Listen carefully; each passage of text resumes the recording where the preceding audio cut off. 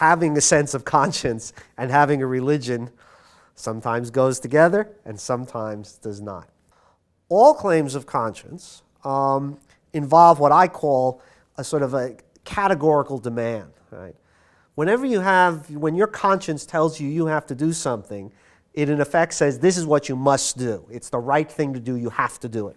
So if that's right, if liberty of conscience is important, but liberty of religious conscience isn't more important, right, then what should we do with the legal system?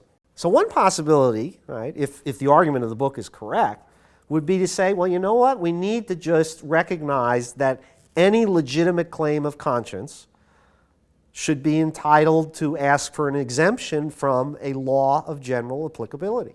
One worry about what I call a universal scheme of exemptions. Let anyone with a claim of conscience argue that they should be exempted from a law of general applicability that conflicts with their sense of conscience. I think there's enormous practical problems with that kind of approach. Right? It is, in a way, tantamount to legalizing civil disobedience, which is in itself a kind of interesting concept. Right? Because it says to everybody, this is the law, but you don't actually have to do what the law requires if you have a conscientious reason not to. We don't have a good way, as it were, to peer into a man's soul and figure out whether or not his claim of conscience is really a legitimate claim of conscience. If we open it up to all claims of conscience, the courts are going to face almost insurmountable barriers to figuring out what to do.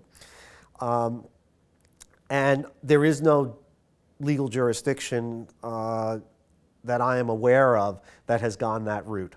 Or it could go in the direction that I argue for, namely no exemptions for any burden-shifting claims of conscience.